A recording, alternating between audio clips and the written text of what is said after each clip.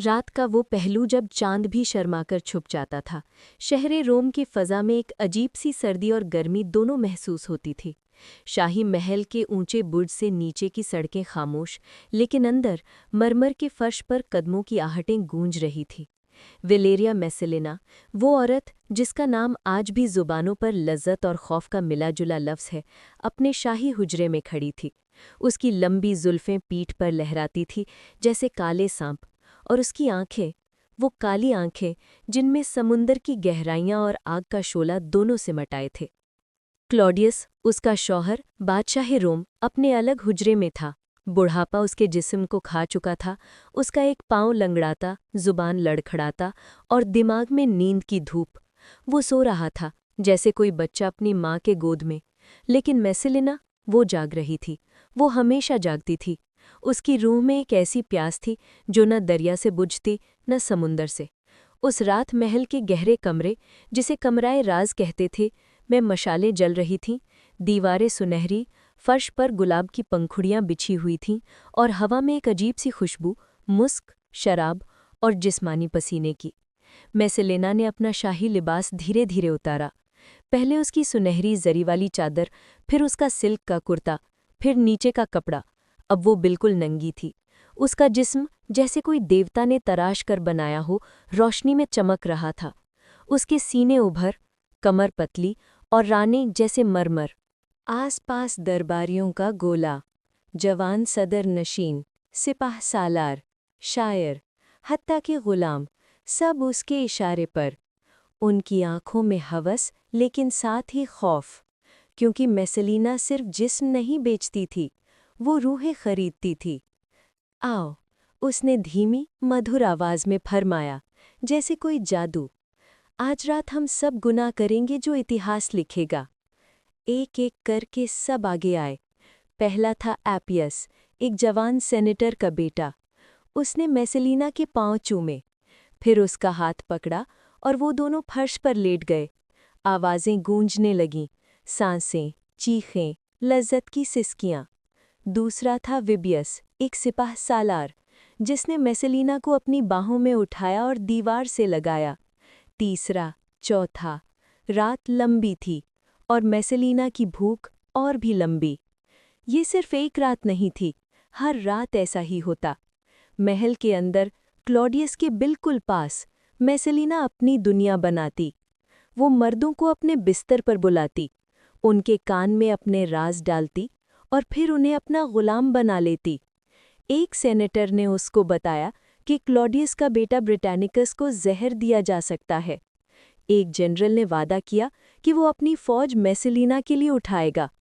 एक शायर ने उसके हुस्न पर कसीदे लिखे जो आज भी छुपाए हुए हैं।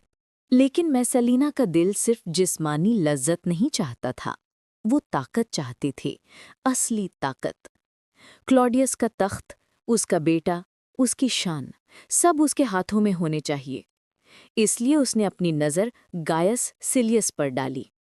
सिलियस, जवान खूबसूरत, सदारती का उम्मीदवार। उसका चेहरा जैसे कोई यूनानी देवता, जिस्म जैसे लोहे का, और दिमाग में तमन्नाएं ताकत। पहली मुलाकात सुबूरा के एक खुफिया घर में हुई। मेसेलिना ने उसको देखा और उसकी आंखों में वही आग दिखी जो उसकी अपनी थी। तू मेरा होगा, उसने फरमाया, और सिलियस ने उसका हाथ चूमा। उस रात सुबूरा के गहरे कमरे में दोनों ने पहली बार एक दूसरे को छुआ। मेसेलिना ने अपने कपड़े उतारे, सिलियस ने अपने। दोनों नंगे, एक दूसरे के जिस्मों में डूब गए। सांसें तेजी से चलीं, दिल धक धक किए, और रात गुनाहों से भर गई। क्लॉडियस को हटाओ, सिलियस ने उसके कान में कहा। हम निकाह कर लेंगे, तू बादशाहज़ादी, मैं बादशाह। मेसेलिना ने हंसते हुए फरमाया, हाँ, लेकिन पहले, अभी। अब मिलन की रातें रेगुलर हो गई थीं। कभी महल के बागीचों में, जहां फाउंटेन का पानी संगीत की तरह बहता था, कभी टाइबर नदी के किनारे, जहां चांदनी में दोनों नंगे लेटकर बातें करते। मेसालिना सिलियस को अपना सब कुछ देती, जिस्म, रूह, राज। सिलियस उसको वादे देता, ताकत, तख्त, बादशाही। दोनों ने प्लान बनाया, क्लॉडियस को जहर, ब्रिटानिकस को कैद, और फिर खुफिया निकाह। बच्चाकानियन जश्न आया, वो जश्न जहां रोम शराब, नाच और जुनून में डूब जाता था। महल के अंदर क्लॉडियस को शराब पिलाकर सुला दिया गया। मेसिलीना ने अपना सुनहरी लिबास पहना, लेकिन नीचे बिल्कुल नंगा।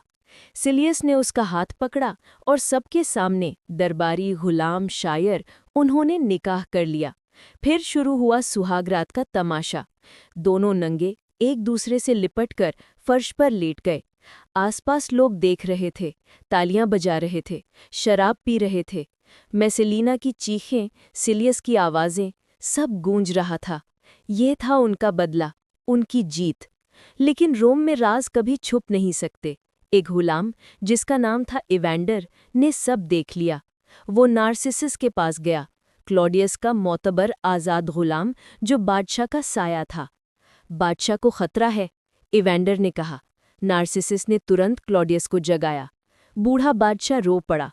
मेसिलीना, मेरी बीवी, ये क्या किया? लेकिन नार्सिसस ने फरमाया, अब रोना नहीं, बदला लेना है। सुबह से पहले सिपाही महल में घुस आए। सिलियस को उठाया गया, उसके हाथों में जंजीरें। वो चिल्लाया, मसेलीना, मुझे बचाओ! लेकिन मसेलीना भाग रही थी। वो गार्डन्स ऑफ लुकुलिस की तरफ, वहां उसका एक छुपा हुआ घर था। लेकिन सिपाहियों ने उसको पकड़ लिया। वो रोई, चिल्लाई, अपने कपड़े फाड़े, क्लॉडियस, मेरा इश्क, माफ कर दो। लेकिन क्लॉडियस का हुक्म आया, दोनों को कत्ल कर दो। सिलियस की गर्दन पहली तलवार से कट दी गई। उसका लहू मरमर के भर्ष कर बह गया। मसेलीना को आखिरी मौका दिया गया, खुदकुशी। उसने तलवार उठाई, लेकिन हाथ कांप रहे थे। आखिरी पल में उसने कहा, मैंने ताकत चाही थी, लेकिन इश्क ने मुझे मार दिया। तलवार उसके सीने में उतरी, उसका लहू, उसकी जिंदगी, सब खत्म। उस रात मसेलीना का जिस्म भेड़ियों के लिए छोड़ दिया गया। रोम की शानो शौकत, उसकी फना, उसकी डेकेडेंस, सब उसकी कब्र बन गए। एक औरत जो हर हद पार कर गई, जो जिस्म से ताकत बनाई, जो इश्क में डूब गई, आखिर में तन्हा, बेकार और भुलाई गई। लेकिन सवाल अब भी है, किसने गद्दारी की? मसेलीना ने क्लॉडियस से, सिलियस ने मसेलीना से, या रोम ने अपनी ही बादशाहज़ादी को अपनी ही आग में जला दिया? मशालें अब भी जल रही थीं, लेकिन अब सिर्फ दर्द की, यादों की और एक औरत की नाकाम तमन्ना की।